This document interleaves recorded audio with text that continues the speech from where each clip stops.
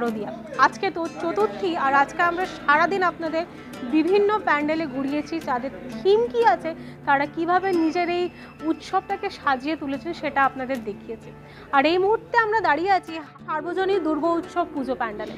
আর আপনারা যদি গোটা প্যান্ডেলটাকে দেখতে পারেন তাহলে আপনারা ঠিক বুঝতে পারবেন যে এই প্যান্ডেলে গোটা 12 যে শিবলিঙ্গ আছে, আমাদের ভারতবর্ষর বিভিন্ন রাজ্যে বিভিন্ন প্রান্তে যত শিবলিঙ্গ স্থাপিত আছে সবগুলোই কিন্তু এখানে আপনারা ছবি দেখতে পারবেন। এবার এই ক্লাবের 25তম বর্ষ, তাহলে আমাদের এখানে আমাদের সঙ্গে দাদা আছেন, আমরা তার সঙ্গে জেনে নেব। নমস্কার, আপনাকে শুভ চতুর্থী দাদা। আপনাদের এবারে থিমটা কি দাদা, আমাদের যদি একটু বলেন। এবারের থিম হচ্ছে আমাদের শিবের যে 12টা জ্যোতির্লিঙ্গ সারা ভারতবর্ষে রয়েছে, সেটাই আমরা মানে এই প্যান্ডেলের মাধ্যমে মানুষকে জানাবার চেষ্টা করছি আর কি। এটাই আমাদের মেন থিম। এবং এই যে কালারগুলো দেখছেন, এটা 4টে যুগ আছে, 4টে যুগকে রিপ্রেজেন্ট করছে, ঠিক আছে।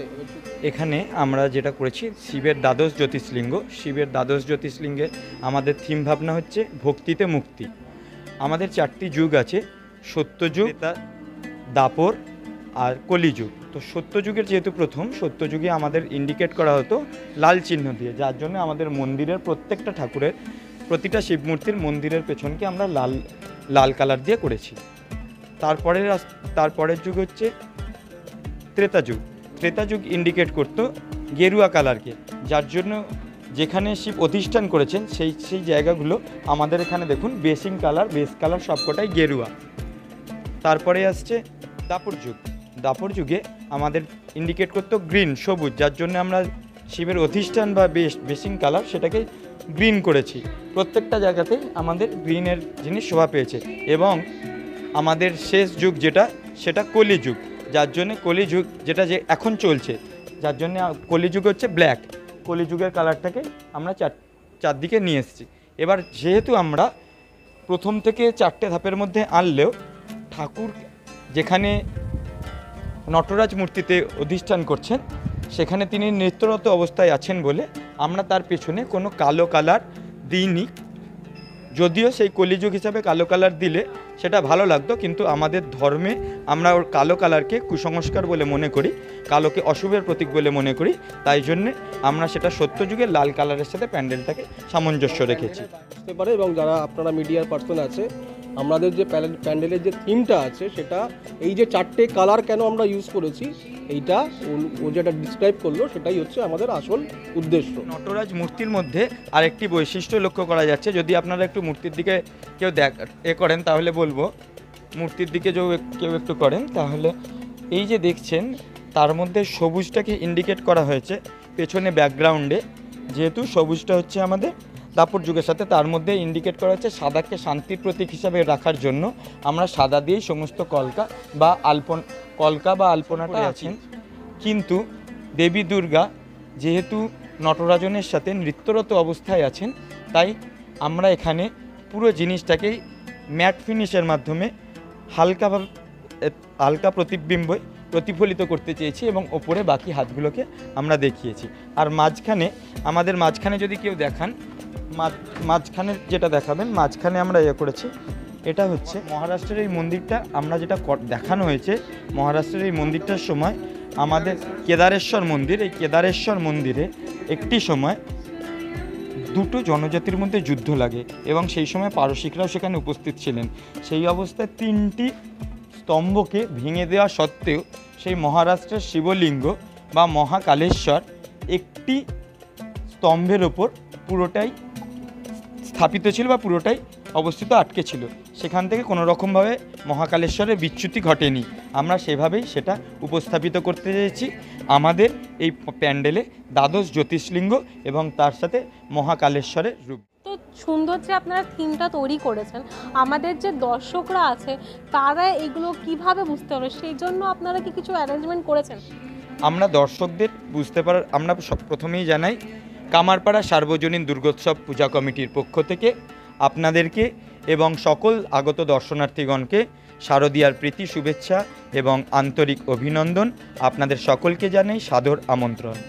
আপনাদের জন্য আমরা প্রথমেই ঢুকে বাঁদিক থেকে এক এক করে শিবের দ্বাদশ জ্যোতির্লিঙ্গের 1, 2, 3, 4 করে পরপর 12টা দ্বাদশ জ্যোতির্লিঙ্গে স্থান করেছি। প্রথম পড়ছে কেদারনাথ। উত্তরাখণ্ডে অবস্থিত, দ্বিতীয় আছে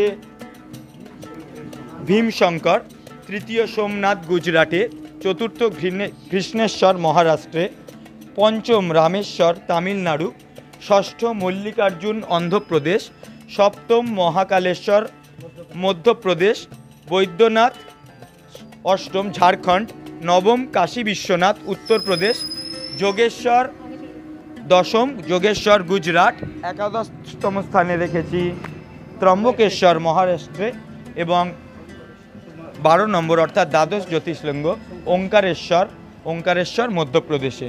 আমরা দর্শনার্থীদের বোঝার জন্য তার নিচে তার ঠাকুরের নাম এবং সেই মন্দিরটি কোথায় অবস্থিত সেই জায়গা দুটি আমরা মেনশন করে দিয়েছি।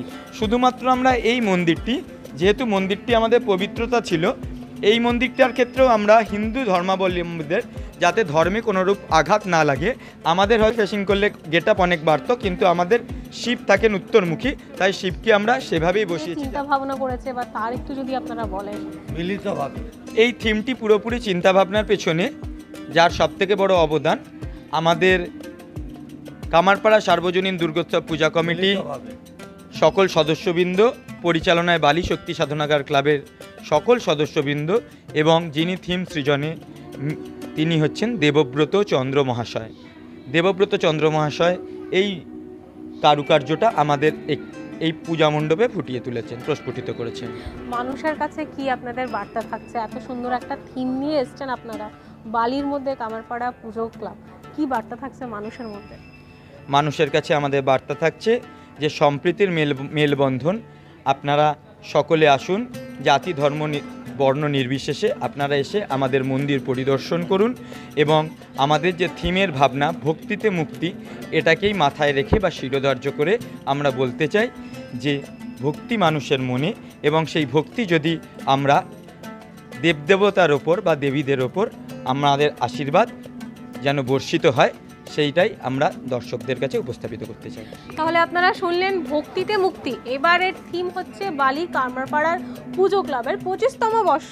আর যদি আপনারা এই পুজোর মধ্যে আমাদের ভারতে, গোটা ভারতে 12টা জ্যোতির্লিঙ্গ যদি আপনারা নিজের চোখে দেখতে চান, তার সাথে সাথে অদ্ভুত একটা গল্প যদি আপনারা নিজের চোখে এই পুজোর মধ্যে দেখতে চান, তাহলে নিশ্চয়ই আসতে হবে আপনাদের কামারপাড়া পুজো ক্লাবে। আর আমরা আমাদের পক্ষ থেকে আপনাদের যেভাবে আমরা শোনালাম, গোটা দৃশ্যটা দেখালাম, কি কি আছে পুজো মণ্ডপে, কি কি তার বিশেষজ্ঞতা আছে, কেন এই জিনিসটা করা হয়েছে, সমস্ত জিনিসকে মাথায় রেখে কেন এই জিনিসগুলো করা হয়েছে, সেইগুলো আমরা আপনাদের বুঝিয়েছি।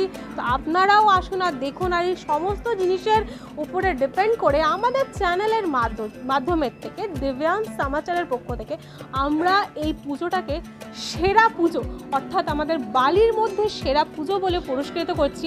আমি সমস্ত দাদাদের বলবো আপনারা একদিকে চলে আসুন আপনাদের এটা নিয়ে। আর যদি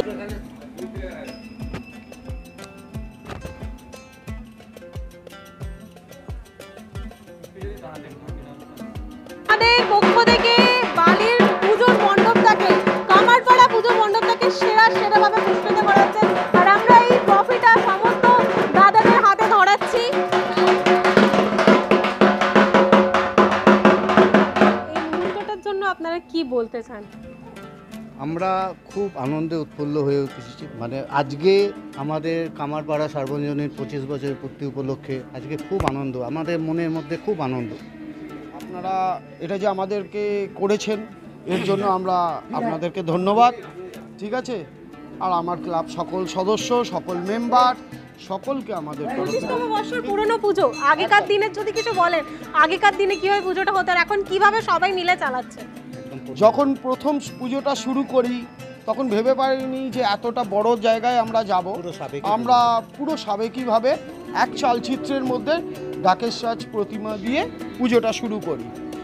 এইভাবেই দীর্ঘ 24 বছর পুজো করার পরে এবছরে আমরা নতুন করে চিন্তা ভাবনা পাল্টেছি এবং সেই পাল্টানো থেকেই দেখতে পাচ্ছেন আপনারা আজকের যে এসছে থিমটা এইভাবেই করেছি।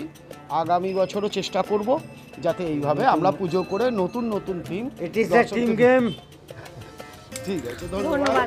আর আপনারা যদি এই পুজোর মধ্যে দেখতে চান 12 জ্যোতির্লিঙ্গ, তাহলে নিশ্চয়ই আসবেন বালি কামারপাড়ায়, আর গোটা পুজো মণ্ডপটাকে দেখবেন, আর নিশ্চয়ই জানাবেন কেমন লাগলো আমাদের এই পুজো থিমটাও।